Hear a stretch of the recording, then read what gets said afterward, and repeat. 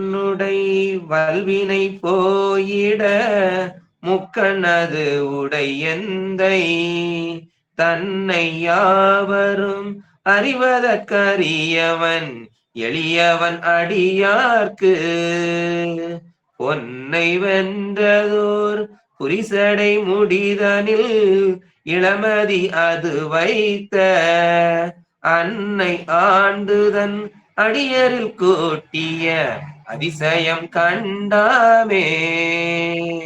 அன்னை ஆண்டுதன் அடியரில் கூட்டிய அதிசயம் கண்டாமே.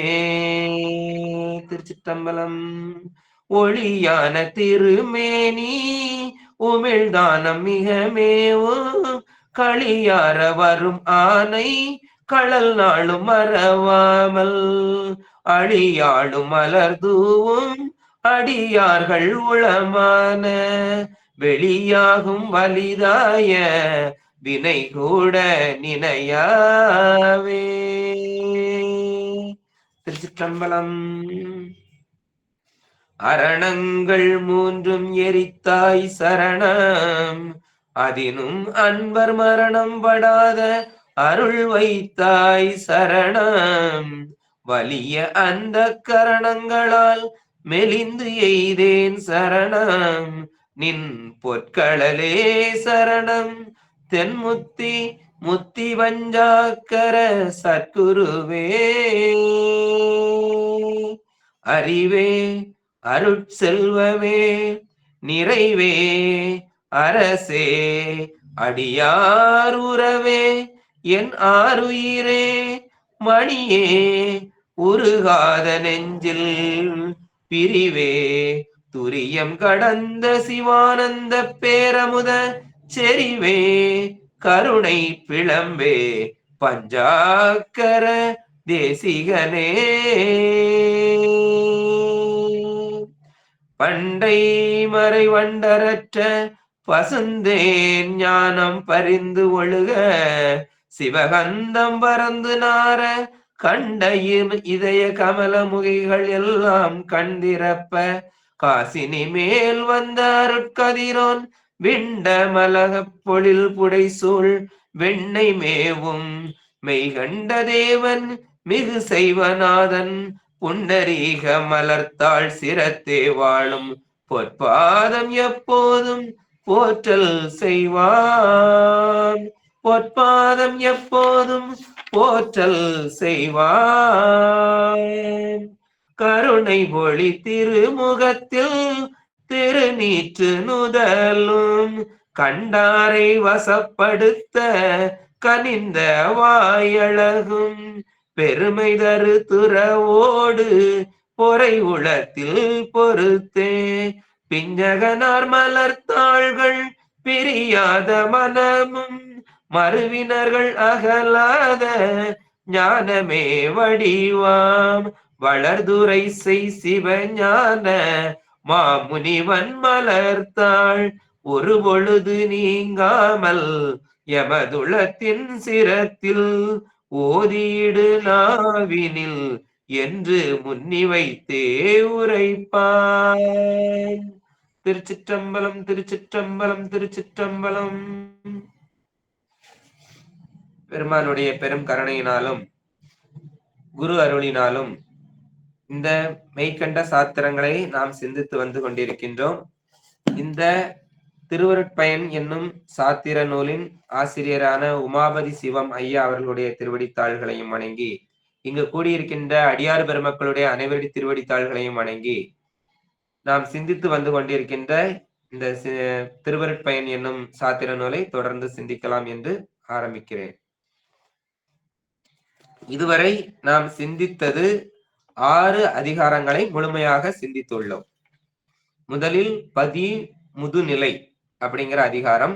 அது பதியை பற்றி, இறைவன் எப்படிப்பட்டவன், அவனுடைய சக்தி எப்படி இருக்கிறது, அவன் ஒப்பு இல்லாதவனா ஒப்பு உள்ளவனா, ஐந்தொழில்கள் புரிகிறானா, எப்படி இருக்கிறான் என்பதை குறித்து, அவனுடைய திருமேனிகள் எப்படி இருக்கிறது என்று குறித்து பதி முதுநிலையில் நாம் சிந்தித்தோம்.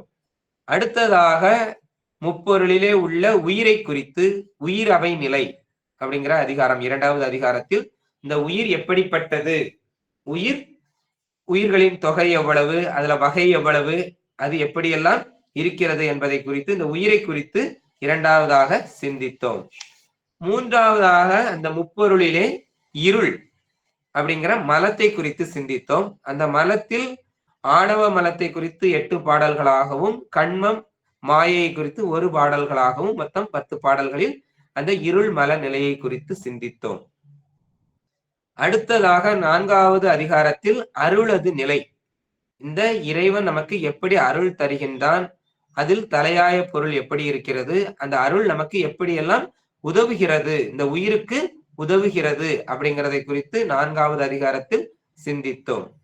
அந்த அருள் எப்படிப்பட்டது என்று சிந்தித்த பொழுது அது எப்படி நம்மை வந்து சேருகிறது, அந்த அருள் நமக்கு எப்படி உருவாக வருகிறது அப்படின்னு, உருவாக வரக்கூடிய அந்த அருளை அருள் உரு நிலை அப்படிங்கிற சிந்தித்தோம். குருவாக வந்து நமக்கு எப்படியெல்லாம் நம்மளை உய்விக்கின்றார் என்று சிந்தித்தோம். அடுத்த அதிகாரத்தில் அறியும் நெறி, இந்த உயிர் எப்படி அறிகிறது அப்படிங்கிறதை குறித்து முழுமையாக சிந்தித்தோம். அதில் மலபரிவாகம் என்றால் என்ன, இருவினை ஒப்பு என்றால் என்ன, சத்தினிபாதம் என்றால் என்ன, அப்படி என்று ஒவ்வொரு பாடல்கள் மூலமாக நமக்கு விளக்கங்கள் கிடைத்தன. அதிலிருந்து இந்த உயிர் விளக்கம் பெறுவதை குறித்து இந்த பகுதியாக வருகிறது. 7வது அதிகாரமாக இந்த உயிர் விளக்கம் என்னும் நாம் இந்த அதிகாரத்தை சிந்திக்க இருக்கின்றோம். இந்த உயிர் விளக்கம் அப்படிங்கிறதுக்கு இந்த ஆன்மா அதுவாய் அடங்கி கொண்டிருப்பதால் எப்படி என்ன விளையும் அப்படிங்கிறத கேள்வியோட நாம் கடந்த வகுப்புல நிறுத்தி இருந்தோம். அதற்கு விடையாக இந்த உயிர் விளக்கம் அப்படிங்கிற அதிகாரம் வந்திருக்கிறது. இந்த உயிர் விளக்கம் எப்படிப்பட்டது என்றால், அறிவும் அறியாமையும், அறிவுனா என்ன, அறியாமைனா என்ன அப்படின்னு பார்த்து ஒவ்வொன்றா நம்ம அதுல இருந்து தெளிவு பெறலாம். அந்த உயிர் எப்படி விளங்குது, உயிர்னா என்னது, உயிருக்கு எப்படி விளக்கம் கிடைக்குது அப்படிங்கறத அதை நம்ம முழுமையா பார்க்கலாம். மாயையின் காரியங்களாகிய இந்த உடம்பு கருவிகளையும் கொண்டு உலகை அறிந்து வருகிறோம். நம்ம இந்த உடம்பு கருவிகள் இருக்குதெல்லாம் எதை பார்க்கிறோம் அப்படின்னா உலகத்தை தான் பார்க்கிறோம். உலகத்துல அந்த பொருள் இருக்குது, இந்த பொருள் இருக்குது, அந்த பஸ்ல போனோம், இந்த ஊருக்கு போனோம்னு நம்ம இந்த உலகத்தை தான் அறிந்து வருகிறோம். இவை நமக்கு உலக அறிவை தருகின்றன. அப்ப இந்த கருவிகளும் இந்த உடம்புகளும் நமக்கு எதை தருதுன்னா உலக அனுபவத்தை தருகின்றன. இக்கருவிகள் நம்மை விட்டு நீங்கும் பொழுது அறிவு நிலையும் நீங்குகிறது. நம்ம விட்டு நீங்கிருச்சுன்னா, அந்த கருவி நீங்கிருச்சுன்னா என்ன ஆகுது, நம்ம இறந்து போயிடுறோம்னு அர்த்தம். அப்ப இந்த உலகத்தை பத்தி நம்மளால அறிய முடியாது, அப்ப நீங்குகிறது. அறியாமை மேலிடுகிறது. இந்த கருவிகள் நீங்குதுங்கிறதுனால நம்ம இறந்துறது மட்டும்தானா கிடையாது. நம்ம தூங்கும் பொழுதும், நம்ம இப்ப தூங்குறோம், அப்ப என்ன ஆகுது, அந்த கருவிகள் வேலை செய்யாம அமைதியா அடைகிறது. சரியா, நம்ம கண்ணு பாக்குறது இல்ல, இமை மூடி விடுது, காது கேட்கறது இல்ல, நம்மளால பேசுறது இல்ல, அப்படி எல்லாம் அந்த கருவிகளுடைய வேலைகள் குறைந்து விடுகிறது. குறையும் பொழுது இந்த உலகத்தை பத்தி அறிகிறது இல்லை. அதைத்தான் நம்ம என்ன சொல்றோம், அறியாமை மேலிடுகிறதுன்னு சொல்றோம். கருவிகள் நீங்குதல் என்பதன் பொருள், அது நீங்குது அப்படின்னா அது சோர்வு ஏற்பட்டு, கருவிகளுக்கு சோர்வு ஏற்பட்டு செயல்படாமல் மடங்கி நிற்றல், செயல்படாம மடங்கி இருக்கிறது. அதுக்கு பேர் தான் என்னது, கருவிகள் நீங்குதல் அப்படின்னு சொல்றோம். அவ்வாறு நீங்கிய கருவிகள் மீண்டும் வந்து அந்த சோர்வு நீங்கி மீண்டும் செயல்பட ஆரம்பிக்கும் பொழுது பழையபடி உலகை நம்ம என்ன பண்றோம், அறிந்து கொள்கிறோம். இது நமக்கு அன்றாட நடக்குது. நம்ம தூங்குறோம், முழிக்கிறோம், தூங்குறோம், முழிக்கிறோம். இதுதான் அது அந்த சோர்வும் சோர்வு நீங்கிறதும். அப்ப சோர்வு நீங்கி இருக்கும் பொழுது நம்ம உலகை ரசிக்கிறோம், உலகை நம்ம அறிய முடியுது. அந்த சோர்வோட இருக்கும்போது தூங்கி விடுகிறோம், நம்ம உலகை அறிய முடிவதில்லை. விழிப்பு நிலையில் எல்லா கருவிகளும் நன்கு செயல்படுவதனால் அறிவு நன்கு விளங்குகிறது. அப்ப நம்ம இப்ப பேசிக்கிட்டு இருக்கிறோம் அப்படின்னா நம்மகிட்ட எல்லா கருவிகளும் என்ன ஆகிட்டு இருக்குது, ஆக்டிவா இருந்துகிட்டு இருக்குது, விழிப்பு நிலையில இருந்துகிட்டு இருக்கிறது. அதனால நமக்கு அறிவு விளங்குகிறது. எப்பொழுதும் விழிப்பு நிலையிலே இருக்க முடிகிறதா அப்படின்னா அப்படி இருக்க முடிவதில்லை. நாம விரும்பினாலும் அது நடக்கிறதும் இல்ல. ஏன் அப்படின்னா இந்த கருவிகள் அது நமக்கு ஒத்துழைப்பு தருவதில்லை. நமக்கு நாளைக்கு பரீட்சை இருக்குது அப்படின்னா ராத்திரி 11 மணி வரைக்கும் படிக்கணும்னு நினைச்சிருந்தாலும் என்ன ஆகுது, 9 மணிக்கு தூக்கம் வந்துருது. அதுக்கு அடுத்து டீ போட்டு குடிச்சிட்டு உட்கார்ந்து படிக்கணும்னு நினைச்சாலும் தன்னை அறியாமல் என்ன பண்ணிடுறோம், தூங்கி விடுகிறோம். அப்போ நமக்கு என்ன பண்றது இல்லை, இந்த கருவிகள் ஒத்துழைப்பு செய்வதில்லை. அவை நம்மிடம் சொல்லாமலே நம்மை விட்டு நீங்குகின்றன. நம்மளுக்கு தெரியாமலே நம்ம அறிவை மயக்கி அது பாட்டுக்கு அது வேலையை பார்த்து கொண்டிருக்கிறது. கண்கள் சோர்ந்து இமை மூடுகின்றன. செவி முதலிய ஏனைய கருவிகளும் படிப்படியாக செயல் இழக்கின்றன. உறக்கம் நம்மளை தழுவிக் கொள்கின்றது. அப்போ விழிப்பு என்பது அறிவு நிலை என்றால் உறக்கம் என்பது அறியாமை. அப்ப நம்ம இப்ப முழிச்சு இருக்கிறோம் அப்படின்னா இது அறிவு நிலையில இருக்கிறோம். அப்ப நம்ம உறங்குறோம் அப்படின்னா அது அறியாமையில இருக்குது, அந்த உயிர் அறியாமையில இருக்குது அப்படின்னு சொல்லப்படுது. இந்த இரண்டுக்கும் இடைப்பட்ட கனவு என்ற நிலை ஒண்ணு இருக்குது. ரெண்டுக்கும் இடைப்பட்ட கனவு அப்படிங்கிற ஒரு நிலை இருக்குது. அது அறகுறையான அறிவு நிலை, அறகுறையான உறக்க நிலையில இருக்கிறது. அந்த உறக்க நிலையை தாண்டி அது இப்ப நம்ம முதல்ல எதை பார்த்திருக்கிறோம், முழுவதுமே நம்ம இருக்கிற நிலையை பார்த்திருக்கிறோம். அடுத்து உறக்க நிலையை பார்த்திருக்கிறோம். அடுத்து இது ரெண்டுக்கும் இடைப்பட்ட கனவு நிலையை பார்த்திருக்கிறோம். இந்த கனவு நிலையை தாண்டி பேருறக்கம் அப்படிங்கிற ஒரு நிலையும் இருக்குது. அதுக்கு அடுத்தும் இந்த மூச்சு காத்து மட்டும் இயங்கி நிற்கின்ற உயிர்ப்பு அடங்கல் அப்படிங்கிற நிலையும் இருக்குது. இப்படி நமக்கு 5 நிலைகள் இருக்கிறது. நமக்கு நனவு நிலை, உறக்கம், கனவு நிலை, பேருறக்கம், உயிர்ப்படங்கள் அப்படின்னு இருக்கிறது.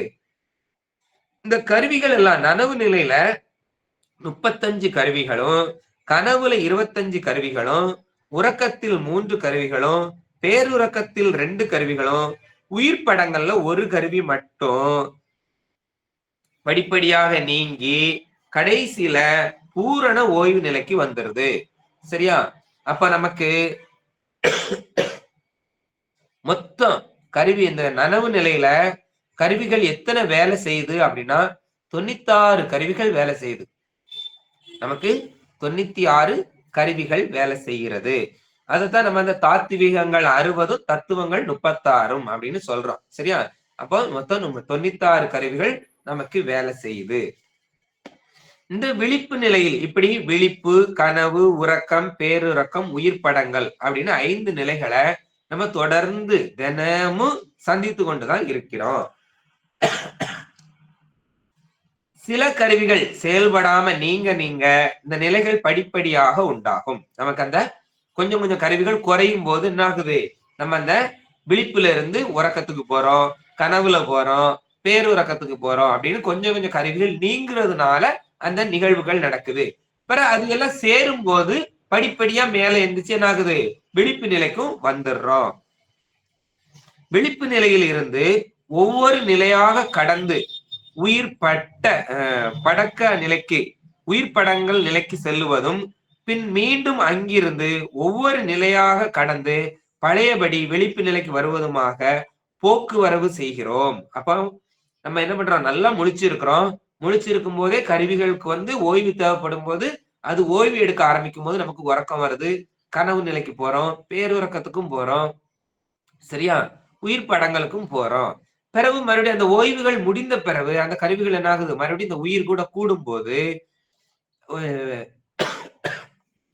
உயிர் படங்கள்ல இருந்து பேருறக்கத்துக்கு பேருறக்கத்துல இருந்து உறக்கத்துக்கு இந்த இதுக்கு வருது, உறக்கத்துக்கு உறக்கத்துல இருந்து கனவுக்கு நனவுக்கு விழிப்பு நிலைக்கும் வருது. அப்ப அப்படி கீழ் நோக்கியும் இறங்குது, மேல் நோக்கியும் ஏறுவதுமாக இருக்கிறது.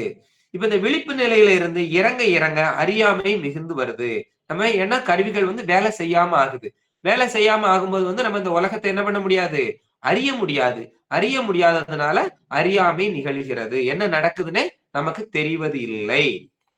அதே போல இந்த கீழே போய் இருந்துட்டு மறுபடியும் மேல வர வர நமக்கு விழிப்பு நிலை வரும்போது இந்த உலகத்தை குறிச்சு அறிய ஆரம்பிக்கிறோம். இந்த உலகத்தை குறிச்சு அறிய ஆரம்பிக்கிறதுனால நமக்கு என்ன ஆகுது, அறிவு விளக்க ஆரம்பிக்கிறது.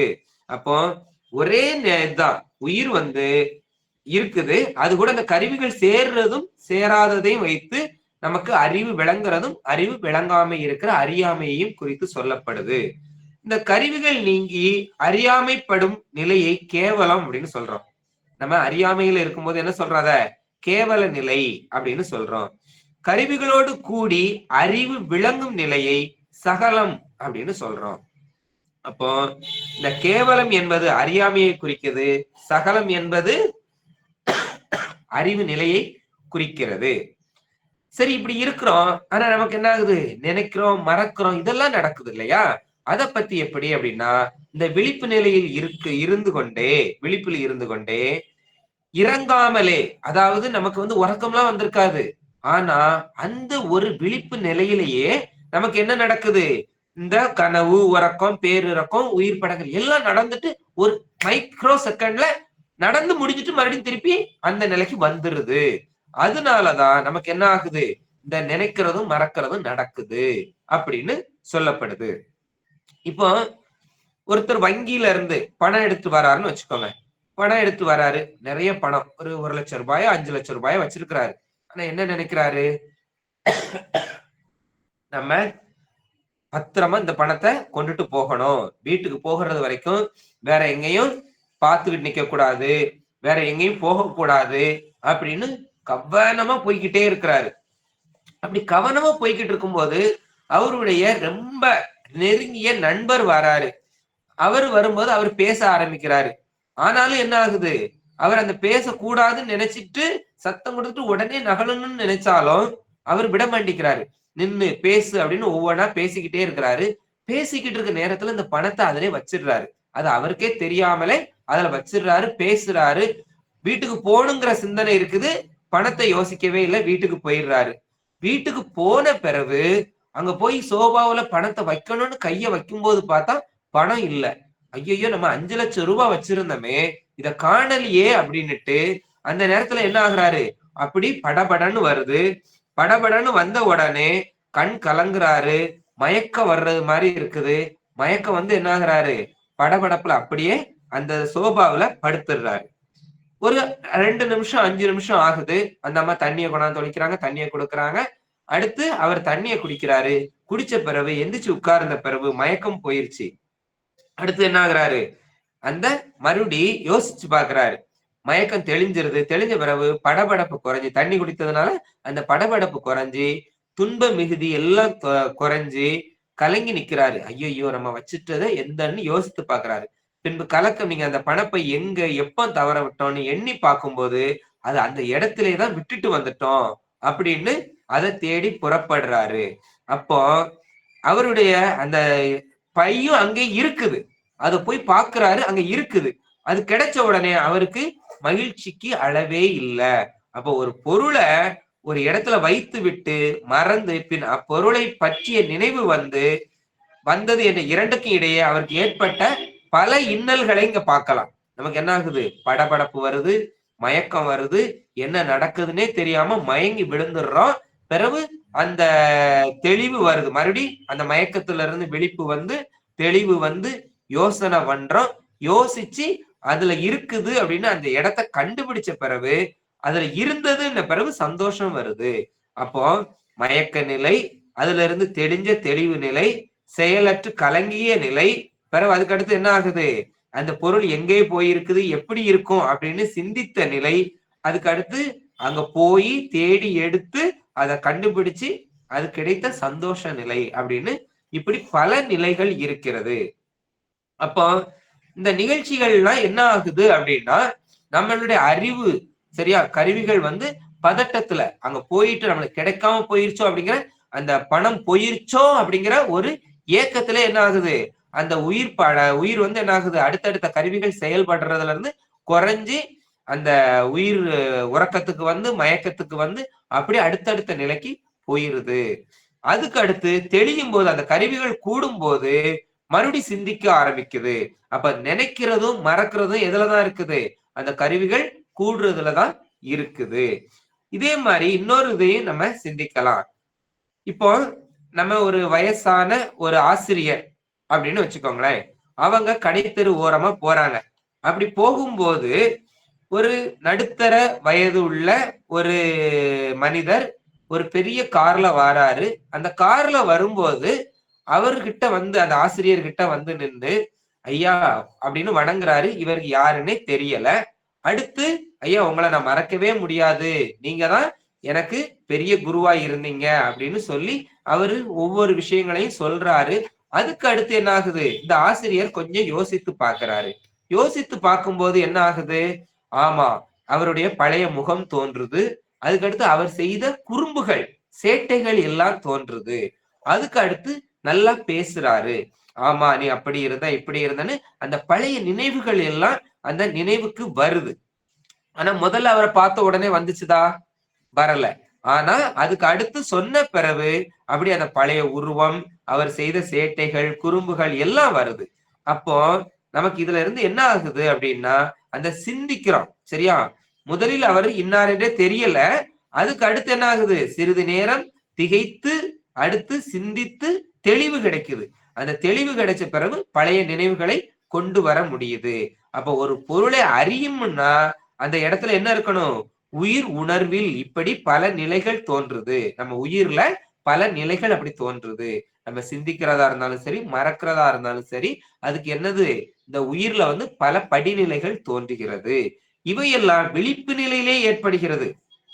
ஏன் அப்படின்னா பல நிலைகள் ஆகும். இந்த விழிப்பு நிலையிலே ஏற்படக்கூடிய பல நிலைகள். இதை சுருக்கமா சொன்னோம்னா, விழிப்பு நிலையில் மாறி மாறி வரும் நினைப்பும் மறப்புமே அப்படின்னு சொல்லலாம். இது நம்ம விழிப்பு நிலையில இருக்கக்கூடிய அந்த மறக்கிறதும் நினைக்கிறதும் தான் மாறி மாறி இந்த நிகழ்வு நடக்குது அப்படின்னு சொல்லப்படுது. கருவிகள் கூடியும் குறைந்தும் செயல்படுவதனால் நினைப்பும் மறப்பும் உண்டாகின்றன. நமக்கு கருவிகள் கூடிச்சதுன்னா நமக்கு அறிவு விளக்கம் பெறுகிறது. சரி, இந்த அறிவு விளக்கம் அப்படின்னு சொல்றோம் இல்லையா, அறிவு இந்த உயிர் விளக்கம் அப்படின்னு சொல்றோம். அப்ப இந்த உயிருக்கு என்ன இது அப்படின்னா, உயிர் விளக்கம் அப்படின்னு ஏன் சொல்லப்படுது அப்படின்னா, அந்த உயிர்ங்கிறது உயிரை குறித்து நிற்கின்ற அந்த அறிவு, அறிவு விளக்கம் பெறுவதையே நம்ம என்ன சொல்றோங்க, உயிர் விளக்கம் அப்படின்னு சொல்லப்படுது.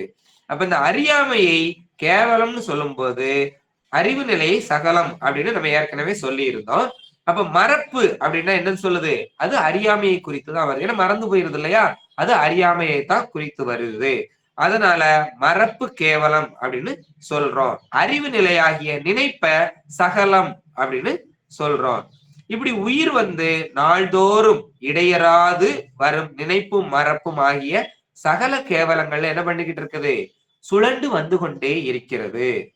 இப்படி சுழண்டு வந்து கொண்டே இருக்கிறத நம்மளுடைய மெயின் நூல்கள் எல்லாம் இதை எதுக்கு ஒப்பா சொல்றாங்கன்னா, இரவு பகல் அப்படிங்கிறதுக்கு ஒப்பா சொல்றாங்க. இரவு பகல் அப்படின்னா கேவலத்தை இரவு அப்படின்னும், சகலத்தை பகல் அப்படிங்கிற குறியீட்டால நம்மளுக்கு உணர்த்துறாங்க. ஏன் அப்படின்னா, கேவலம் அப்படிங்கும் போது அது நம்மள அறியாமையை செய்கிறது. அது இருளுக்கு ஒப்பானதை சொல்றாங்க. அதனால இருட்டு, இரவு நிலை அப்படின்னு சொல்றாங்க. இந்த பகல் அப்படிங்கிறது நம்ம விழிப்பாய் இருக்கக்கூடிய நிலையை குறித்து இருக்கிறது. அதனால அது நமக்கு வெளிச்சம் அப்படிங்கிறத குறித்து அறிவு விளக்கம் பெறுவதை குறித்து என்ன சொல்றாங்க, அந்த சகலத்தை பகல் என்ற குறியீட்டால உணர்த்துறாங்க. இது மாறி மாறி இரவும் பகலும் மாறி மாறி வருவது போல நம் உயிரிலையும் இந்த நிகழ்வு நடந்து கொண்டு இருக்கிறதுனால இருளும் வெளியும் வந்து கொண்டே இருப்பது போல நமக்கு நடந்து கொண்டு இருக்கிறதுனால இதை என்ன சொல்றாங்க, இரவுக்கும் பகலுக்கும் ஒப்பாக சொல்லப்படுது. மறப்பும் நினைப்பும் ஆகிய இரவு பகல் மாறி மாறி வருகிறது அப்படின்னு சொல்றாங்க.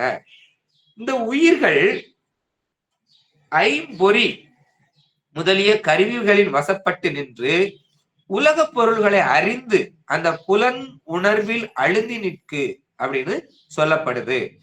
உயிர் புலனுணர்வில் மயங்கி நிற்கும் போது தன்னியல்பையும் அறிய மாட்டாது, தன்னுள் இருந்து இயங்கும் தலைவனையும் அறிய மாட்டாது நிற்குது. இந்த ஐம்புலன்கள் கூட தானே இந்த உயிர் இருக்கிறது. கருவிகள்னால இந்த ஐம்புலன்களை சொல்றோம். அப்ப இந்த ஐம்புலன்கள் கூட இருக்கும் பொழுது இந்த உயிர் எதை குறிச்சு சிந்தித்து இருக்குதுன்னா, உலகத்தை குறித்துதான் சிந்தித்து கொண்டே இருக்கிறது.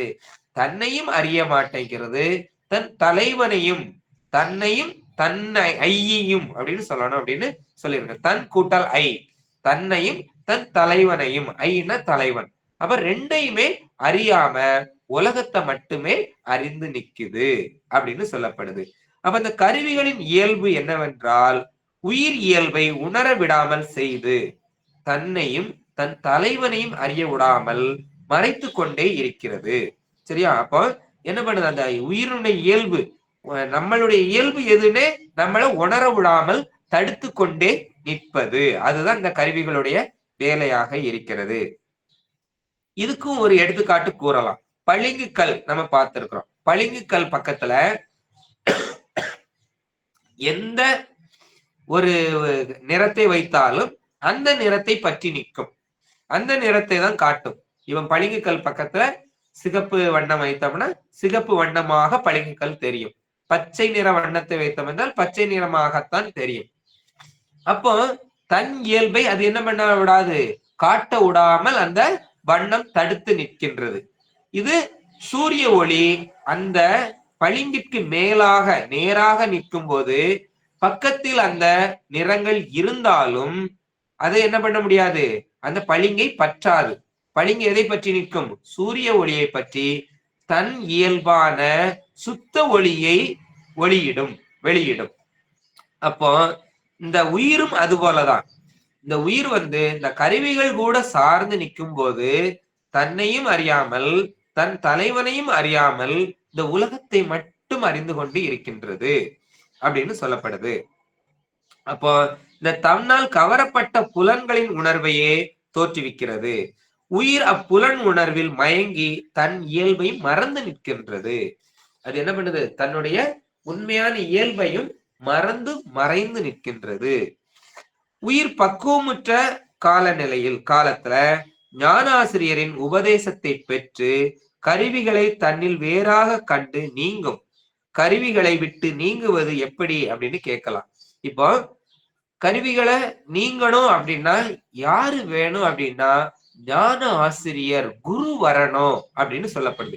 அப்ப அந்த குரு இது நமக்கு யாரு, வேறான பொருள்கள், இந்த உலகம் வேறானது, பகை பொருள்கள் அப்படின்னு அத நமக்கு தெளிவா விளக்கி உபதேசம் பண்ணின பிறகு இந்த கருவிகளை விட்டு நீங்குவதற்கு முயற்சி செய்யுது. அப்ப இந்த கருவிகளை விட்டு நீங்குவதுன்னா எப்படி நீங்க முடியும்? நம்ம ஒரு வீட்டுல இருந்து இன்னொரு வீட்டுக்கு குடிபெயர்ந்துடலாம், ஒரு வீட்டுல இருந்து இன்னொரு வீட்டுக்கு போயிடலாம். ஆனா இந்த கருவிகள் எல்லாம் நம்ம உடம்போட சேர்ந்து இருக்கிறது. இதை எப்படி நீங்குவது, அப்படி நீங்க முடியுமா என்றால் இது அந்த கருவிகளை நீங்குவது என்பது அதில் உள்ள பற்றுகளை விடுவது. சரியா? அதில் உள்ள பற்றுகளை நீங்குவதுதான் நீங்குதல். அதை பொருளால நீங்குவது கிடையாது. ஏன்னா கை இருக்குது, கண்ணு இருக்குது, கால் இருக்குது, அதெல்லாம் பிடுங்கி தூர போட முடியாது. அதுதான் நமக்கு இறைவனை குறித்து இது பண்றதுக்கு தேவைப்படுது. சரியா? அதுல மேல பற்றை வைக்காம தலைவன் மேல பற்ற வைக்கிறதுக்கு அதுக்கு தேவைப்படுது. சரியா? அப்போ அறிவால நீங்கிறது தான், அது மேல உள்ள பற்றை குறைப்பதுதான் என்னது, நீங்குவது. அப்போ அந்த கருவி கரணங்கள் நமக்கு தேவையற்ற வேறானவை என அறியறதுக்கு யாரு வேணும், நம்மளுடைய குருநாதர் வேணும். குருநாதர் நமக்கு குரு உபதேசம் செய்யும் பொழுதுதான் நம்ம இதுல இருந்து விடுபட முடியும். அது வரைக்கும் நம்ம என்ன பண்ணுவோம், இந்த உலகத்து மேலதான் பற்றா இருந்து கொண்டே இருக்கும்.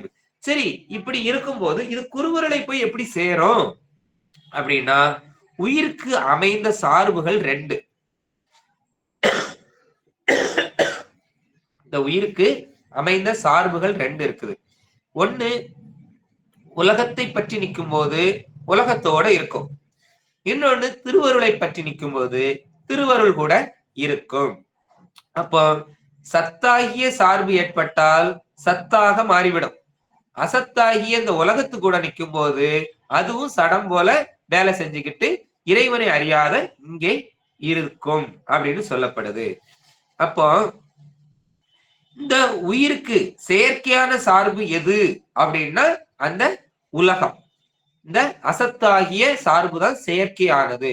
அப்ப அது எப்படினாலும் என்ன ஆகும், ஒரு காலத்துல நீங்கக்கூடியது, நீங்கும். சரியா? ஆனா நமக்கு இயற்கையான சார்பு யாருடையது அப்படின்னா பெருமானுடைய சார்பு. ஏன்னா பெருமான் பேரறிவாளன், நம்ம அறிவு பொருள். அப்ப அறிவும் தான் சார்வது இயல்பு. அப்ப நம்மளுடைய சார்பு யாரு கூட இருக்கணும் அப்படின்னா பெருமான் கூட, திருஅருள் கூட சார்ந்து இருக்கணும். அப்படிங்கிறத நம்ம ஏற்கனவே பழைய அதிகாரங்கள்ல எல்லாம் நம்ம பார்த்திருக்கிறோம்.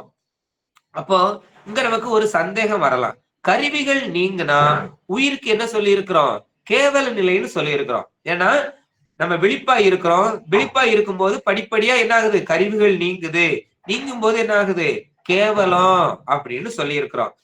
ஆனா இந்த கருவிகளை நீங்கிட்டோம். இப்ப நம்ம இறைவனை சாரணும்னா கருவிகளை நீங்கணும் அப்படின்னு சொல்றோம். அப்ப கருவிகளை நீங்கிட்டோம் அப்படின்னா நமக்கு என்ன ஆயிரும்?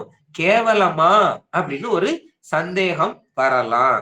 ஆனா அது உண்மை கிடையாது. அது அறியாமை கிடையாது. ஏன் அப்படின்னா இந்த கருவிகள் நீங்கியதும் உயிர் உறக்கம், பேருறக்கம் முதலிய நிலைகளை அடைகிறது தான் காட்டுது. ஆனாலும்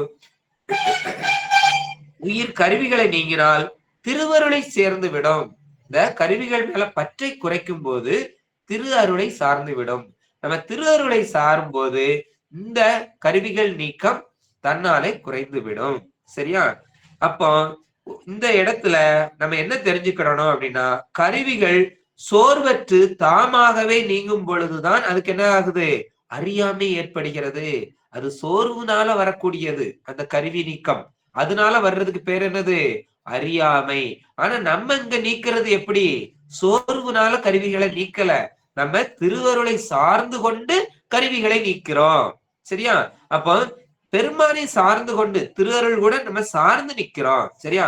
அப்ப நம்ம கருவிகள் நன்கு செயல்பட்டுக்கிட்டு இருக்கும் பொழுதே நாம் அல்ல இது, இந்த கருவிகள் நாம் அல்ல, நாம் அறிவு பொருள் அப்படின்னு நம் வசத்தில் நம்மாக நின்று கொண்டு அதை என்ன பண்றோம்? விளக்குறோம். அதுல உள்ள பற்றை குறைக்கிறோம். அது நம்மளை பற்றாமல் நிற்க செய்யறோம். அப்படி செய்யறதுனால அதுக்கு பேர் என்னது கிடையாது? கேவலம் கிடையாது. அப்போ கருவிகள் தன்னாலே அது என்ன ஆகுது?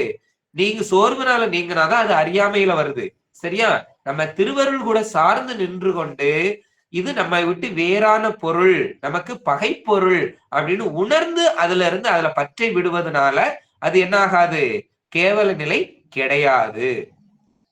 அப்போ அந்த உயிர் வியாபக பொருள், அதன் அறிவும் வியாபகமானது. இதுவே உயிரின் உண்மை நிலை. இந்த விரிந்த அறிவு கட்டு நிலையில் விளங்காமல் இருந்தது. சரியா? அப்ப நமக்கு உயிருங்கிறது வியாபக பொருள், அறிவு வியாபகமானது. இதான் உண்மையான நிலை அப்படிங்கிறது கட்டு நிலையில நமக்கு இது என்ன தெரியாம இருந்துச்சு? விளங்காமல் இருந்தது. அதன் அறிவை விளக்குவதற்காகவே கருவிகள் சேர்ந்தன. நம்மள கருவிகள் எதுக்கு பெருமான் கொடுத்திருக்கிறாருன்னா தனு கரண புவன போகங்கள், இந்த 4 எதுக்காக தந்திருக்கிறாருன்னா அறிவு விளக்கம் பெறுவதற்குத்தான், இந்த உயிர் விளக்கம் பெறுவதற்குத்தான், உயிர்கள் முக்தியை நோக்கி அழைத்து செல்வதற்குத்தான் இந்த கருவிகளை எல்லாம் கொடுத்திருக்கிறாரு. என்ன அது படிப்படியா விளங்கி வர்றதுனால நம்ம என்ன நினைக்கிறோம்? இதுவே நாம அப்படின்னு நினைச்சு மயங்கி கொண்டு இருக்கிறோம். அதனால அவற்றால் விளங்குகின்ற அறிவும் சிற்றறிவாய் அமைந்தது. நமக்கு இந்த கருவிகள்னால விளங்குற அறிவு உலக விடயங்கள். சரியா? அது எல்லாம் என்னது? சிற்றறிவு. உயிர் கருவிகளை வேறாக கண்டு நீங்கி திரு அருளை சேரும் என்று அறிந்தோம். இப்பதான் பார்த்தோம். அது திரு அருளை சேர்ந்து அறிந்தோம். இந்த நிலையில் உயிரறிவை விளக்குவது திரு அருளை அன்றி கருவிகள் அல்ல. அப்ப நம்ம திரு அருளை சேரும் போது இந்த உயிருக்கு விளக்கம் கிடைக்குது இல்லையா? அந்த விளக்கங்கள் எல்லாம் யாரு கொடுக்கிறா அப்படின்னா திரு அருள் தான் கொடுத்துக்கிட்டு இருக்குது. அப்போ அதனால அது வியாபகமான அறிவை பெற்றுக்கொண்டிருக்கிறது, சிற்றறிவு அல்ல. திரு அருள் வியாபக அறிவாதனால் அதனால் விளங்குகின்ற உயிரறிவும் வியாபகத்தன்மையை பெறுகிறது, சிற்றறிவு நீங்குகின்றது. சரியா? அப்ப அந்த உயிருக்கு விளக்கம் கிடைக்கணும்னா 2 விளக்கம் தான் இருக்குது. ஒண்ணு உலக விடயம், அது சிற்றறிவு. இன்னொன்னு வியாபக அறிவு, அது திரு அருளால கிடைக்கக்கூடிய அறிவு. அப்ப திரு அருளை சார்ந்து இருக்கும் பொழுது திரு அருள் மூலமாக நமக்கு வியாபக அறிவு வருகிறது. உலகத்தை சார்ந்து இருக்கும் போது, உலக விடயங்களை நுகரும் போது உலக அறிவு வருகிறது. சிற்றறிவு, சிற்றின்பம் அப்படின்னு சொல்லப்படுது. பேரறிவாகிய பெருமானை அறியும் போது அது பேரின்பம் அப்படின்னு சொல்லப்படுது. இது எங்க நடக்குது அப்படின்னா 2 இடமும் இல்லாத இடம், இரவு பகல் அற்ற இடத்துல அப்படின்னு சொல்லப்படுது. இத நமக்கு நிறைய சாத்திர நூல்களும் சொல்லி இருக்கிறது. இந்த கருவிகளையும் அவற்றால் வரும் புலன் உணர்வுகளையும் நீங்கி உயிர் திரு அருளை சேர்ந்து நிற்றலை இரவு பகல் அற்ற இடத்தில் இருப்பதாக நம்ம சாத்திர நூல்கள் கூறுகின்றன. திரு அருள் சார்பு இரவு பகலற்ற இடமாதல் எப்படி என்பதை நம்ம இதுல பார்க்கலாம். உயிர் திரு அருள் ஒளியில் நிற்கும் பொழுது ஒன்றையும் அறியாமை ஆகிய கேவலம் எப்படி தலை காட்ட முடியும் அப்படின்னு ஒரு கேள்வி. இப்ப நமக்கு உயிர் எங்க இருக்குது? திரு அருள் கூட அந்த ஒளியில நிக்குது. அந்த ஒளியில நிக்கும் பொழுது அறியாமை ஆகிய கேவலம் நம்ம கிட்ட வருமா அப்படின்னா வராது. அது வராததுனால அது இரவுல இருந்து நம்ம நீங்கிய இடம். சரியா? அப்ப இரவு அற்ற நிலை அப்படின்னு சொல்லப்படுது. சரி, இது கருவிகள் செயல்பட்டு சிற்றறிவை தந்துகிட்டு இருந்துச்சு. சரியா? அதை நம்ம ஏற்கனவே பகல் அப்படின்னு சொன்னோம். சரியா? ஆனா இந்த சிற்றறிவையும் நம்ம விட்டுட்டோம். சரியா? ஏன்னா வியாபகமான அறிவுக்குள்ள வந்துட்டோம். வியாபகமான அறிவை நம்ம என்ன பண்ணிக்கிட்டு இருக்கோம்? அனுபவித்துக் கொண்டிருக்கின்றோம். அப்போ சிற்றறிவும் நீங்கிய இடம் அந்த பகல் அப்படின்னு சொன்னோம். ஏன்னா கேவலத்தை இருள் அப்படின்னு சொன்னோம், சகலத்தை பகல் அப்படின்னு சொன்னோம். அப்ப அந்த இடத்தையும் விட்டுட்டோம். சரியா? அப்படி அந்த இடத்தையும் விட்டதுனால பகலையும் விட்டுட்டோம். அப்ப இரவு பகல் அற்ற இடம். சரியா? அப்படின்னு சொல்றோம். அப்ப அந்த இரண்டு இடமும் அற்ற இடம் எங்க அப்படின்னா அதை விடையும் பெரிய ஒளி நிறைந்த இடமாக நம்ம சொல்லப்படுறோம். அதாவது சூரிய ஒளி வந்த பின்னர் எரிகின்ற விளக்கு ஒளி போன்றது அந்த சிற்றறிவு. அப்ப அந்த அறிவு நமக்கு தேவை இல்லை. அப்ப உயிர் பேரறிவாகிய திரு அருள் ஒளியில் நிற்கும் போது சிற்றறிவாகிய சகலமும் நம்மள என்ன பண்ண முடியாது? தலை காட்ட முடியாது. ஆகவே அது பகல் நீங்கிய இடம் ஆகிறது. அப்ப பகலை நீக்கியாச்சு, இரவையும் நீக்கியாச்சு. பகல் இரவு அற்ற இடம். அதுதான் எந்த இடம் அப்படின்னா திரு அருள் ஞானத்தால் உயிர்க்கு அறியாமையும் சிற்றறிவும் நீங்கி விடுவதால் திருவருள் பேரு பெற்ற இடமாக கூறப்படுகிறது. சரியா? அதான் சுத்த இடம். நம்ம சுத்தத்தில் முக்தி நிலையை சொல்லப்படுகிறது. அப்போ அந்த திருவருளை சேர்வது அப்படின்னா என்ன அர்த்தம் அப்படின்னா, இது எப்படி அப்படின்னா ஒருத்தர் நமக்கு ரொம்ப பழகினவங்களா இருக்கிறாங்க. அவர் வேறொரு இடத்துல இருந்தாலும் அவர் நம்ம சேர்வதற்கு நம்ம என்ன பண்றோம்? நடந்து போறோம். அப்படி இல்லைன்னா ஏதோ ஒரு வாகனத்துல சேர்றோம். சரியா? அது எதால நடக்குது அப்படின்னா இந்த உடம்பின் செயலால நடக்குது. சரியா? ஆனா இந்த திருவருள் நம்மளுடைய பெருமான் அந்த இடத்துல இருக்கிறாரு, நம்ம அங்க போய் சேரணும் அப்படின்னு கிடையாது. ஏன்னா பெருமான் நீக்கமர நிறைந்தவன், எங்கும் இருக்கிறான், வியாபக பொருள். அப்ப நம்ம எங்க போய் அவனை சேர்றது? அவனுக்கு சைக்கிள்ல போகணுமா, இல்ல பஸ்ல போகணுமா, பிளைட்ல போகணுமா அப்படின்னா அதுல எல்லாம் எதுலயும் நமக்கு என்ன வேண்டியது இல்ல, போகணும்னு தேவையில்லை. ஏன்னா அவன் இல்லாத இடமே இல்ல. அப்ப இதெல்லாம் எதுல நடக்குது அப்படின்னா நம்ம உயிர்ல தான் நடந்துகிட்டு இருக்குது. இந்த உயிர் அறிவுல நடந்துகிட்டு இருக்கிறது. நம்மை சார்ந்தே அவன் இருக்கிறான். நம்மை சார்ந்தே இருக்கிறதுனால நம்ம எங்கேயும் போக வேண்டியதுன்னு இல்ல. அப்ப அறிதல்ங்கிறது 3 வகையா நடக்குது. ஒண்ணு பொதுவா அறிகிறோம், அடுத்து ஐயமாக அறிகிறோம், தெளிவாக அறிகிறோம் அப்படின்னு 3 படிநிலையா நம்ம அறிகிறோம். ஒரு பொருளை அறியணும் அப்படின்னா முதல்ல சந்தேகப்படுறோம், பொதுவா அறிகிறது. அடுத்து ஐயம், இதுவா இருக்குமோ இல்ல அதுவா இருக்குமோ அப்படின்னு ஐயமா நிகழ்வது. அடுத்து தெளிவாக இல்ல அது இல்ல இதுதான் அப்படின்னு உரைப்பாக அறிவது அப்படின்னு 3ஆ நடக்குது. அப்போ இந்த உயிருக்கு ஞான ஆசிரியர் செய்த உபதேசத்தை கேட்டு சிந்தித்த காலத்தில் ஐம்பொறி முதலிய கருவிகளை தனக்கு வேறாக காணும் அறிவு ஐயமாக நிகழும். எப்படி இதெல்லாம் நம்மளை விட்டு தூர போகும்? இதெல்லாம் நம்ம கூடவே இருக்கிறது தானே அப்படின்னு என்ன நடக்கும்? ஐயமாகத்தான் நிகழும். இந்த ஐய நிலையையே ஆன்ம தரிசனம் அப்படின்னு சொல்லப்படுது. நமக்கு ஐயமாக உணர்வதைத்தான் ஆன்ம தரிசனம் அப்படின்னு சொல்லப்படுது. இந்த கருவிகளையும் நீங்கியும் நீங்காமலும் நிற்கும் நிலையை உள்ளதாகும். இது என்னது? கருவிகளை நீங்கும் இருக்கும், நீங்காமலும், ரெண்டுக்கும் இடைப்பட்ட நிலையில இருக்குது. கருவிகளை நீங்கி திருவருளை ஒருவாறு உணர்ந்து பின் திருவருளை மறந்து மீண்டும் கருவிகளோடு கூடி உலகத்தை அறிந்தும் இவ்வாறு அங்குமாய் அலமரும் நிலை. சரியா? நமக்கு சொல்லப்படுது. இப்ப ஊஞ்சல் இருக்குது, ஊஞ்சல் அங்கங்கும் போயிட்டு போயிட்டு வரும். அப்படின்னா நமக்கு இந்த கருவிகளை விடுறதுக்கும் மனசு இருக்காது, இறைவனை முழுமையா பிடிக்கவும் முடியாம ரெண்டுக்கும் இடைப்பட்டதாக இருக்கக்கூடிய நிலை, அதுதான் ஐயுறு நிலை அப்படின்னு சொல்லப்படுது. இப்போ ஊஞ்சல் கயிறுல தொங்கிக்கிட்டு இருக்குது, அது பாதி அருந்து கிடந்துச்சுன்னா முழு பலத்தோட அந்த ஊஞ்சல் நிக்க முடியுமானா நிக்காது. இல்ல தரையில தான் விழுந்துருச்சான்னா தரையிலையும் விழல. அப்படி இடைப்பட்ட நிலையில் நிற்பது போல நிக்கிறதான் என்ன சொல்றோம்? ஐய நிலை அப்படின்னு சொல்றோம். சிந்தனையின் பயனாய் நம்ம அதை மறுபடியும் சிந்தித்து அந்த பயிற்சியை நம்ம தொடர்ந்து செய்து சாதனை செய்து சரியா பயனாய் இந்த ஐய நிலை நீங்கி தெளிவு உண்டாகுது. அப்ப நமக்கு என்ன வேணும் அப்படின்னா சாதனை வேண்டும். சாதனையை தொடர்ந்து குரு உபதேசித்தது போல செய்ய வேண்டும். அப்படி சாதனை செய்ய செய்ய இந்த ஐய நிலைகள் எல்லாம் நீங்கி தெளிவு உணர்வு ஏற்படும். சரியா? தெளிவு உணர்வுங்கிறது எப்படி அப்படின்னா பொருள் சார்பும் உயிர் சார்பும் ஆகிய பற்றுகளை எல்லாம் விடுத்து சிவத்தையே தனக்கு உயிராக தெளிந்து நிற்றல். நமக்கு என்ன நினைக்கும்? சிவத்தை மட்டும்தான் பிடித்து நிற்கக்கூடிய நிலை. சிக்கன பிடித்தேன் அப்படின்னு மணிவாசகர் சொல்றாரு இல்லையா? பிடித்த பத்து. அது மாதிரி சிக்கன பிடிக்கக்கூடிய நிலை வரும் அப்படின்னு சொல்றாரு. இத நமக்கு பெரிய புராண வரலாறுலையும் இருக்குது. மாகேஸ்வர பூஜை சிவனடியார்களுக்கு ஒருத்தர் மாகேஸ்வர பூஜை செய்து வராரு.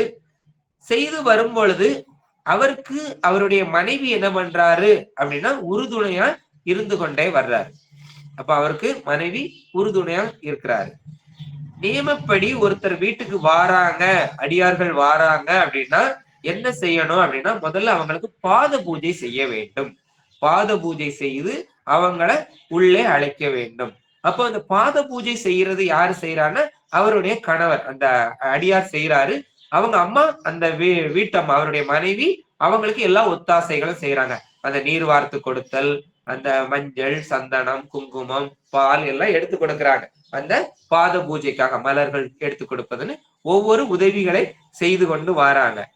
அப்போ வரிசையா நிறைய அடியார்கள் வந்திருக்கிறாங்க. அப்ப ஒவ்வொருத்தருக்கா பாத பூஜை செய்து வரும்போது ஒரு அடியார்கிட்ட நிற்கும் போது அந்த அடியார் இப்ப அடியாராக வந்திருக்கிறார். ஆனா அவர் எப்படிப்பட்டவராக முன்பு இருந்தாருன்னா இதே வீட்டுல வேலை செய்த ஒரு வேலை ஆள்.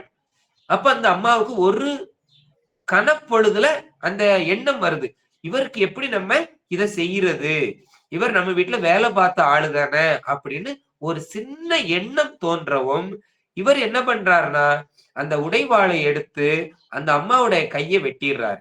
சரியா? கையை வெட்டிட்டு எல்லா பணிவிடைகளையும் அவரே செய்கின்றார். சரியா? பாத பூஜைகளை எல்லாம் செய்து அவரே மாகேஸ்வர பூஜையையும் செய்கிறாரு. சரியா? இவர் என்ன நினைக்கல, நம்ம மனைவி தானே, நம்ம மனைவியை வெட்டக்கூடாது, அவளுடைய இயல்பு அதுதானே, இது நம்ம வீட்டுல நடந்தது தானே அப்படின்னு அவரு ஒரு துளி பொழுது கூட அவர் எண்ணவே இல்லை. இது தவறான சிந்தனை அப்படின்னுட்டு அவங்க அந்த தண்ணி வார்த்து கொடுக்கறதுக்கு உதவி செய்யலன்னொடனே அந்த கையை வெட்டி விட்டுட்டு அவரே எல்லாம் என்ன பண்றாரு, எடுத்து செய்யறாரு. அப்போ சிவன் மேல எப்படிப்பட்ட உறுதி அப்படின்னு பாருங்க. இதுதான் அந்த உறுதி நிலை, பிடித்த நிலை அப்படின்னு சொல்லுது. சிக்கன பிடிக்கக்கூடிய நிலை அப்படின்னு சொல்லுது. அப்போ சிவன் அடியாரை பற்றி மற்றோர் பற்றில்லாதர் அப்படிங்கிறதெல்லாம் குறித்து இருக்கக்கூடாது. ஒன்லி நமக்கு சிவன் வேற சிவன் அடியார் வேற அப்படின்னு நினைக்காமல் சிவனாகவே பாவித்து செய்கிறாரு. அப்ப மனைவிக்கு இப்படி பட்டு நேர்ந்துருச்சே அப்படின்னு கூட அவர் என்ன பண்ணல, ஒரு துளி அளவு கூட அதுல சலனம் அடையாமல் சிவப்பணியை தான் என்ன பண்றாரு, தொடர்ந்து மேற்கொண்டு செய்தாரு. அதுதான் தெளிவான உணர்வு, தெளிவாக அறிதல் அப்படின்னு சொல்றோம். அப்போ இந்த உலக பணி எது, சிவப்பணி எது, அப்ப சிவப்பணிக்கு இடையூறு வந்தால் என்ன செய்ய வேண்டும் அப்படிங்கிற தெளிவு பிறக்கிறது அப்படின்னு இதுல சொல்லப்படுது. அப்ப திரு அருளை முதல்ல நம்ம நிறுத்தணும் அப்படின்னா இந்த ஐய உணர்வு பொதுவாக உணர்றது இது எல்லாம் என்ன ஆயிரும், தன்னாலே போய்விடும், நம்மளை விட்டு போய்விடும். இப்ப நம்ம ஒரு விளக்கு கொண்டுட்டு போறோம், ராத்திரி ஆகுது 9 மணிக்கு போறோம், விளக்கு வச்சிருக்கிறோம். விளக்க முன்னாடி பிடிச்சிட்டு போனா நம்மளால என்ன பண்ண முடியும், தொடர்ந்து நடக்க முடியும். நமக்கு பின்னாடி விளக்கு காட்டிக்கிட்டு நம்ம முன்னாடி போனோம்னா விளக்கு ஒளி தெரியுமா, தெரியாது. அதுபோல திரு அருளை முன்னிறுத்தி நாம் பின்னால் நின்றால் நம்மளுடைய வழி என்னாகும், நேராக செல்லும். நம்மை முன்னிறுத்தி, சரியா, நம்ம முன்னிறுத்தி செஞ்சிட்டோம்னாலே என்னாகும், அங்க இருள் சூழ்ந்து விடும். சரியா? அப்ப திரு அருளோட ஒன்றாய் நிற்கிறது எப்படி அப்படின்னா இந்த நிலைகளுக்கு எல்லாம், சரியா, அந்த ஐய நிலைகள் உயிருக்கு உயிர் திருவருளுக்கு வேறாக தான் நிக்கக்கூடியது. அப்ப வேறாய் உள்ள வரையில நமக்கு என்னதான் இருக்கும்? இந்த பாசப்பற்று தான் இருக்கும், உலகப்பற்று தான் இருக்கும். முழுவதுமாக நீங்காத நிலையாதான் இருக்கும். அப்ப தெளிய உணர்ந்த நிலையில் உயிர் வேறாய் நில்லாமல் திரு அருளோடு ஒன்றி நிற்கும். சரியா? இந்த கயிறு என்னாகும்? முற்றும் அறப்பெற்ற ஊசல் பலகை எப்படி தரையை அடைஞ்சிருச்சோ அது போல இறைவனுக்குள்ள இந்த உயிர் அழுந்தி நிற்கும். சரியா? தான் என்ற யான் என்ற முனைப்பு வராமல் அடங்கி நிற்கும். அப்படி நிக்கிறதா என்னது? திரு அருளோடு ஒன்றாக நிற்பது. சரியா?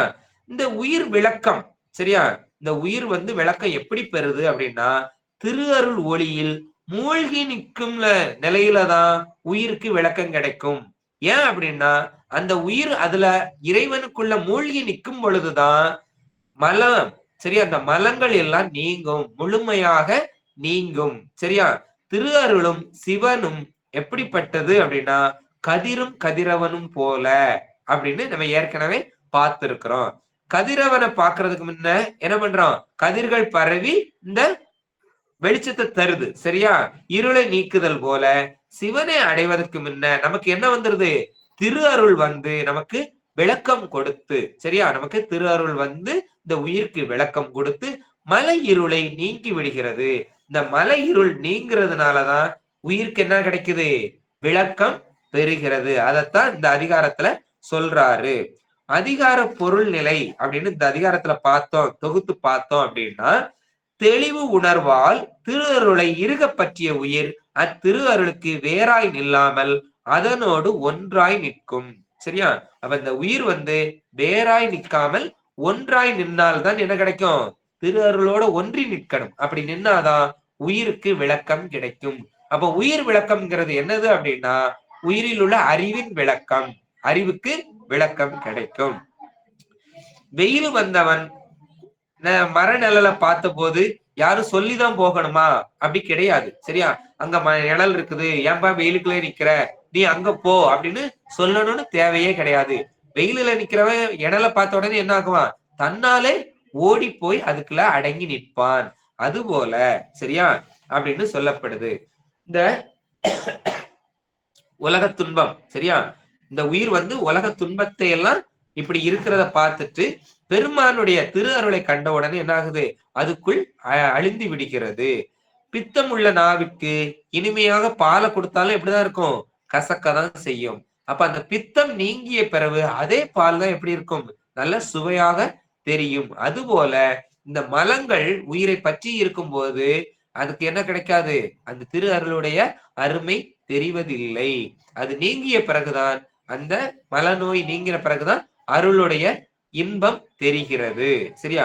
மலம் நீங்கிய உயிர் தனது உண்மை இயல்பாகிய வியாபக அறிவை பெறும். அப்ப மலம் நீங்கினாதான் உண்மை இயல்பான வியாபக அறிவை பெறுகிறது. அந்த நிலையில் திரு அருளும் விளக்கவே அதன் வியாபக உணர்வு விளங்குகிறது. அப்ப திரு அருள் நமக்கு விளக்க விளக்க வியாபகமான அறிவு நமக்கு விளங்குகிறது. இதனை உணராமல் திரு அருளை மறந்து நான் தான் எல்லாம் செய்தேன், நான் தான் அறிஞ்சேன் அப்படின்னு எல்லாமே தான் செய்தல் கூடும் அப்படிங்கிற எண்ணம் வந்துருச்சுன்னா, நானே பிரம்மம் எல்லாம் அப்படின்னு தெரிஞ்சிருச்சுன்னா நமக்கு என்னதான் கிடைக்கும்? மயக்க உணர்வு தான் கிடைக்கும். நம்ம மயங்கிதான் நிற்போம், உலகத்துல மயங்கிதான் நிக்க முடியும். அப்ப மலம் நீங்கினாலும் அந்த மல வாசனை நீங்காத நிலையாக விடுகிறது. சரியா? யான் எனது எங்க செருக்கு இருந்தாலே அங்க மலம் நீங்கினாலும் மல வாசனை நீங்காமல் இருக்கிறது. இதையும் பேதமைதான். சரியா? உயிருக்கு இந்த உணர்வு என்னதுதான்? மாசுதான், குற்றம் தான் அப்படின்னு சொல்லப்படுது. அதையும் நீங்கி தெளிதல் பெற வேண்டும். அப்படி தெளிதல் பெறுவதற்கு திரு அருள் ஒளியும் ஆணவ மலமாகிய இருளும் ஒரே வகையில் ஒற்றுமை உடையன. எவ்வாறு அப்படின்னு சொன்னா, ஆணவ இருளின் வயப்பட்டு வரும் பொழுது தம்மை முழுதும் அறியாது கிடப்போம். சரியா? ஆணவம் இருக்கும் போது என்ன ஆகுது? நம்மளை அறியாம முழுதும் மயங்கி நிற்போம். அருள் வயப்பட்டு வரும்போது தம்மை முற்றாக இழந்து நிற்போம். அருள் வரும்போது என்ன ஆகுது? நம்மளையே இழந்து நிற்போம் அப்படின்னு சொல்லுது. அதனால ஆணவ இருளில் உள்ளவருக்கு உலகம் புலப்படுவதில்லை, அருள் நிலையில் உள்ளவருக்கு உலகம் புலப்படுவதில்லை. ரெண்டு பேருக்குமே உலகம் தெரியாது. அதாவது உயிர்க்கு உலகம் சிவமாய் தோன்றும். அந்த உயிர்க்கு எல்லாம் எப்படி தோன்றும்? உலகம் வந்து சிவமாக தோன்றும் அப்படின்னு சொல்லப்படுது. மாயாகாரிய பொருளாக அதனை அவர் பார்ப்பதில்லை அப்படிங்கிற கருத்தாக சொல்லப்படுது. இந்த உலக சார்புகளை விடுத்து தன்னையே சார்பாக உணர்ந்து ஒழுகும் மெய் அன்பரை இறைவன் எப்படி தாங்கிக் கொள்வான் அப்படின்னா, தன்னையே விடாது பற்றி நிற்கும் குழந்தையை தாய் எடுத்து தன் இடுப்பிலும் தோளிலும் வைத்து சுமப்பது போல பெருமான் என்ன பண்ணுவாரு? ஒரு பொழுது கூட கீழே இறக்கி விடவே மாட்டாரு. அவரே நம்மளை சுமந்து கொள்பவராக இருக்கின்றார், நம்மளை காப்பவராக இருக்கின்றார். அப்ப இந்த பளிங்கு தூண்ல காலையிலையும் சரி மாலையிலையும் சரி சூரியன் வந்து தூரமா இருக்கும்போது பிற நிறத்து ஒளிப்பட்டு என்னாகுது? பிற பொருள் போல அது பிற வண்ணங்களை தன் வண்ணமாக காட்டுகிறது. சூரியன் எப்பொழுது அந்த பளிங்குக்கு நேராக மேல் நிற்கிறானோ அப்ப பிற ஒளிகள் பக்கத்தில் இருந்தாலும் அந்த ஒளிகளை பற்றாது தன் ஒளியை மட்டும் சூரிய ஒளியினால தன் ஒளியை வெளிப்படுத்துவது போல, சரியா? இந்த உயிர் என்ன ஆகுது அப்படின்னா, இந்த மலங்கள் பக்கத்துல இருந்தாலும் மலங்களுடைய சார்பு என்ன ஆகுது? குறைந்து விடுகிறது. மலத்தால வேலை செய்ய முடியாது இந்த உயிரிடத்தில். அப்ப சிவபெருமான் அந்த திரு அருளை பற்றி நிற்கும் பொழுது என்ன ஆகுது? மலச்சார்பு முழுவதுமாக நீங்கி விடுகிறது. இருளில் நடப்பவங்க வந்து நமக்கு முன்னாடி என்ன ஆகணும்? விளக்க கொண்டுட்டு போனோம். நம்ம முன்னாடி போக கூடாது. விளக்க முன்னாடி பிடிச்சாதான் நமக்கு நடக்க முடியும். அதுபோல இறைவனை திரு அருளை முன்னிறுத்தி நாம் செய்யும் செயல்கள் அனைத்துமே அது என்னாகும்? நமக்கு முக்தியை நோக்கி அழைத்து செல்லும். அப்படி அல்லாது திரு அருளை வந்து நம்ம எண்ணாது நான் எனது அப்படின்னுட்டோ இல்ல அந்த உலகத்தை இது பண்ணி முன்னிறுத்தி செய்யும் போது என்னாகாது?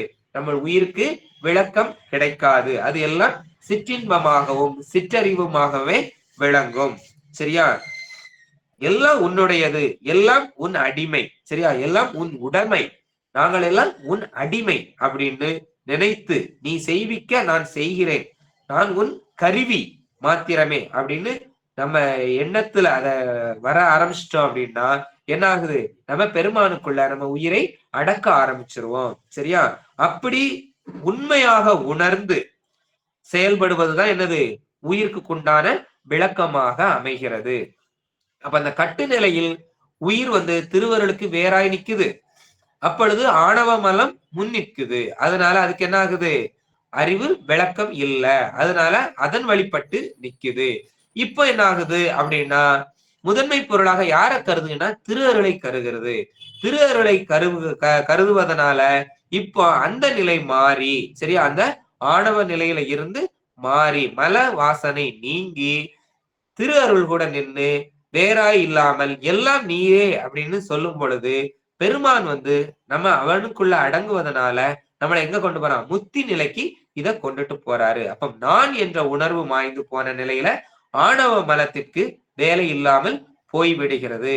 அத்து உயிரிடத்தில் இருந்தும் இல்லை ஆகிறது. உயிரிடத்துல இருந்தாலும் அது இல்லைங்கிறது மாதிரி, சரியா? செயல்படாமல் போய்விடுகிறது. மனமொழி மெய்களால் யாதொன்று செய்வரேனும் அச்செயலை தன் செயலாக நினையாது திரு அருள் செயலாக உணர்வதால் வினையும் இல்லையாகிறது. நம்ம ஒரு செயல் செய்யறோம் அப்படின்னா மனம் மொழி காயம் இந்த மூணாலதான் வினைகள் நிகழ்கிறது. அந்த மூணால நிகழ்வது எல்லாமே பெருமானுடைய பெரும் கருணையால நிகழ்கிறது அப்படின்னு எண்ண ஆரம்பிச்சிட்டோம் அப்படின்னா என்ன ஆகாது? நம்மளுக்கு இந்த வினைகள் தாக்காது. இது எப்படி அப்படின்னா, நெருப்பை வந்து கரையான் அரிக்க முடியாது, சுவரை அரிக்க முடியும். ஆனா நெருப்பை என்ன பண்ண முடியாது? அரிக்க முடியாது. அருளை சார்ந்து அருளாய் நின்ற உயிரை மாயா காரியம் வந்து இந்த மலங்கள் வந்து என்ன பண்ண முடியாது? நம்மள ஒண்ணும் செய்யவே முடியாது. தனு கரண புவன போகங்கள் மயக்கி ஆசை குழியில வீழ்த்த முடியாது. அப்ப மாயை என்ன ஆகிறது? இந்த மலங்கள் எல்லாம் தோல்வி அடைந்து விடுகின்றன. தோல்விங்கிறது என்ன? வலிமை குன்றி விடுகிறது. நம்ம முன்னாடி அது வலிமை குன்றி விடுகிறது. ஏன் அப்படின்னா நம்ம வலிமையானவனை பற்றி நிற்பதால், சரியா? அந்த வலிமையானவனை பற்றி நிற்பதால நம்ம முன்னாடி அதுக்கும் என்ன பண்ண முடியாது? அதனுடைய வலிமையை காட்ட முடியாமல் நம்மளிடத்திலும் அடங்கி விடுகிறது. நம்ம ஒருவருக்குள் அடங்கினால், நம்ம வலிமையானவனுக்குள் அடங்கினால் அந்த மலங்களும் நம்மளுக்கு அடங்கி விடுகிறது. அப்படிங்கறது இதுதான் இந்த உயிர் விளக்கம் அப்படிங்கறத நமக்கு இந்த பதிகத்துல சொல்றாரு. அப்ப உயிர் விளக்கம்ங்கிறது வந்து அருளுக்குள் அடங்கி நிற்கணும் அப்படின்னு சொல்லப்படுது. இப்படி ஆன்மா அது அதுவாய் அடங்கி கொண்டிருந்தா என்ன கிடைக்கும் அப்படின்னு சொல்றாரு. சரியா? அப்படி கேள்வி வருது. அந்த கேள்விக்கு பதிலாக பாடலை சொல்றாரு. 61வது பாடலாக நமக்கு தருகிறாரு. தூ நிழல் ஆர்தற்கு ஆறும் சொல்லார் தொகும் இதுபோல் தான் அதுவாய் நிற்கும் தரம் அப்படிங்கிறது பாடலா வருது. தூநிழல் ஆர்தற்கு அப்படின்னா வெயில்ல துன்பப்பட்டவனுக்கு நிழலை கண்ட உடனே என்ன பண்ணுவான்? அந்த இடத்தை தானாக போய் அடைவான். ஆறும் சொல்லார், ஒருவரும் சொல்ல வேண்டியதுல தானே ஆசை ஏற்படும், அங்க போய் நின்னுக்கிடணும் அப்படின்னு ஒரு உத்வேகம் இருக்கும். தொகும் இது போல் இத்தன்மையை ஒத்ததே தான் அப்படின்னா இந்த குருவின் உபதேசம் பெற்ற உயிர். அதுதான் நம்ம முதல்ல சொன்னோம். நமக்கு உயிர் விளக்க வரணும்னா யாரு வரணும்? குரு வந்து உபதேசம் செய்திருக்கணும். அப்படி செஞ்ச உயிருக்கு அதுவாய் நிழல் போன்று இன்பம் தரும் திருவருளை பொருந்தி அதுவேயாய் நிற்கும் தரம், அடங்கி நிற்கும் தன்மை தன்னாலே வந்துவிடும் அப்படின்னு சொல்லப்படுது. சரியா? இந்த விளக்கத்தை தொடர்ந்து வரும் வகுப்புகள்ல இருந்து நாம் சிந்திக்கலாம் என்று நிறைவு செய்கிறேன் இந்த வகுப்பை. இத்தனை நேரமும் பொறுமையாக கேட்டுக்கொண்டிருந்த அடியார் பெருமக்கள் அனைவருடைய திருவடிகளை வணங்கி திருவருளுக்கும் குருவருளுக்கும் நன்றி சொல்லி இந்த மெய்கண்ட சாத்திர நூல்களை நாம் சிந்தித்து வந்து இந்த திருவருட்பயன் ஆசிரியராகிய உமாபதி சிவமையா அவருடைய திருவடிகளை வணங்கி அடியார்களுடைய திருவடிகளை மீண்டும் ஒரு முறை வணங்கி விடைபெற்றுக் கொள்கிறேன். நன்றி, வணக்கம். திருச்சிற்றம்பலம். வாழ்த்து. ஆறிரு தடந்தோள் வாழ்க, அருமுகம் வாழ்க, வெப்பை கூறுசை தனிவேல் வாழ்க, குக்குடம் வாழ்க, செவ்வை ஏரிய மஞ்சை வாழ்க, யானைதன் அடங்கு வாழ்க, மாறிலா வள்ளி வாழ்க, வாழ்க சீரடியாரெல்லாம் வான்முகில் வளாது பெய்க, மலிவளம் சுரக்க, மன்னன் கோன்முறை அரசு செய்க, குறைவிலாதீர்கள் வாழ்க, நான்மறை அறங்கள் ஓங்க, நற்தவம் வேள்வி மல்க, மேன்மைகொள் செய்வ நீதி விளங்குக உலகமெல்லாம், மேன்மைகொள் செய்வ நீதி விளங்குக உலகமெல்லாம். கைலாய பரம்பரையில் சிவஞான போத நெறி காட்டும் வெண்ணை பயில்வாமை மெய்கண்டான் சன்னதிக்கோர் மெய்ஞான பானுவாகி குயிலாரும் பொழில் திருவாவடுதுறை வாழ் குரு நமச்சிவாய தேவன் சைலாதி மரபுடையோன் திருமரபு நீடோடி தளைகமாதோ. திருச்சிற்றம்பலம், திருச்சிற்றம்பலம், திருச்சிற்றம்பலம். நம பார்வதி பதையே. ஹரஹர மகாதேவா. சித்தவேசா சிவசிதம்பரம். கார்த்திகேய நாம சங்கீர்த்தனம். சிவசுப்பிரமணியோம் மல்லிகாந்த ஸ்மரணம். சிவசுப்பிரமணியோம். திருச்சிற்றம்பலம், திருச்சிற்றம்பலம், திருச்சிற்றம்பலம்.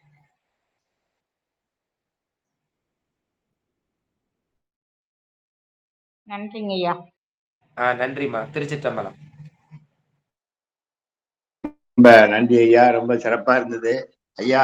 நம்ம நான் என்று எதுவுமே சொல்லக்கூடாது, எல்லாமே இறைவன் தான் அருள் புரிகின்றார் என்பதை மிகவும் சிறப்பாக சொல்லிருங்க.